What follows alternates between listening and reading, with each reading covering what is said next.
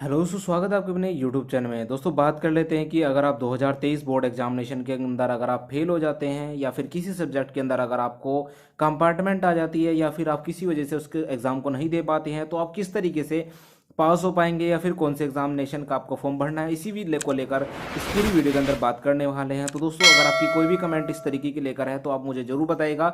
मैं अगले दिन उसको लेकर एक वीडियो बनाऊंगा जिसके अंदर आपकी पूरी कमेंट को लेकर मैं क्लियर कर दूंगा। दोस्तों बात कर लेते हैं कि अगर आप 2023 एग्जामिनेशन यानी कि बोर्ड एग्जामिनेशन 2023 अगर आप देने जा रहे हैं 10वीं और 12वीं के अगर आप बच्चे हैं और अगर आप किसी वीक सब्जेक्ट यानी कि अगर आप मैथ बात कर लेते हैं कि मैथ की, यानी कि अगर आप मैथ के अंदर वीक हैं और आपने अगर मैथ का एग्जामिनेशन दे दिया है और अगर आप उसके अंदर फेल हो गए, यानी कि अगर आप मैथ के अंदर अगर आप बाई चांस फेल हो जाते हैं तो आप किस तरीके से उसे पास आउट कर सकते हैं। दोस्तों अगर जो मैं आपको बात बताऊंगा, आप अगर किसी भी टीचर से जाकर पूछेंगे तो आपको वैसे ये चीज़ बढ़िया बताने वाला है। तो दोस्तों वीडियो के एंड तक जरूर देखिएगा। दोस्तों बात कर लेते हैं कि बोर्ड एग्जामिनेशन को लेकर। दोस्तों बोर्ड एग्जामिनेशन को लेकर अगर आप कोई, यानी कि अगर आप मैथ का एग्जाम है, यानी कि मैथ के अंदर अगर आप वीक हैं और आप अगर आपने मैथ का एग्जामिनेशन अगर आपने छोड़ दिया तो अगर आप किस तरीके से, यानी कि किस तरीके से उस एग्जाम को दोबारा दे सकते हैं और किस तरीके से आप रीअपेयर कर सकते हैं उस एग्जामिनेशन को लेकर, ठीक है। इसी को लेकर इस वीडियो के अंदर बात करने वाले हैं। दोस्तों जब आप कोई भी एग्जामिनेशन मिस कर जाते हैं तो वहां पर क्या लिखा आता है, जब आपका रिजल्ट आता है उसके अंदर या तो आपका क्या दो टेक्स्ट आते हैं लिखे हुए। दो टेक्स्ट क्या होते हैं कि या तो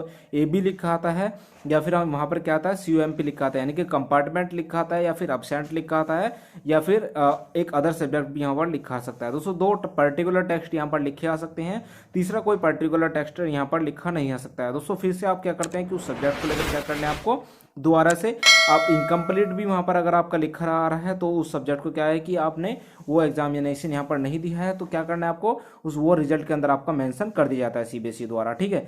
CBSE क्या करता है कि उसके अंदर लिख देता है और आपको दोबारा से एग्जामिनेशन देने के लिए वहां पर क्या करता है कि CBSE जब आपका रिजल्ट अनाउंस कर दिया जाता है उसी के 10 से 5 दिन बाद ही आपका एग्जामिनेशन के फॉर्म निकाले जाते हैं और आप उस एग्जामिनेशन फॉर्म को भरकर, यानी कि उस फॉर्म को फिलअप कर कर आप जिस सब्जेक्ट का आपने एग्जामिनेशन छोड़ दिया या फिर किसी एग्जामिनेशन के अंदर आपका इनकम्प्लीट आ गया लिखा हुआ तो आप उसे आसानी से पास आउट कर पाएंगे। दोस्तों आप बात कर लेते हैं कि अगर किसी बच्चे की, यानी कि अगर आपने कोई पेपर दिया और उसके अंदर अगर आपकी 70% आ जाती है, आप सोचते हैं कि मैं तो 80% ला सकता था लेकिन मेरे 70% आ गए, उसका भी सॉल्यूशन है यहाँ पर कि आप क्या कर सकते हैं कि परसेंटेज को इंक्रीज करने के लिए आपको यहाँ पर इंप्रूवमेंट का फॉर्म निकलते हैं, यानी कि इंप्रूवमेंट का फॉर्म एक ही साल में उसी साल आप गिव अप करके एग्जामिनेशन देकर आप आसानी से अपनी इंप्रूवमेंट भी कंपार्टमेंट के तरह यहाँ पर अप्रूव कर सकते हैं। तो दोस्तों दोनों को लेकर चांसेस मैंने आपको दे दिए हैं। तो अगर आपको किसी भी तरीके की डाउट या फिर कमेंट है तो मुझे कमेंट में जरूर बताइएगा। अगले दिन यानी कि नेक्स्ट डे हम आपको उस कमेंट के ऊपर एक पूरी रिलेटेड वीडियो आपको बनाकर देने वाला हूँ।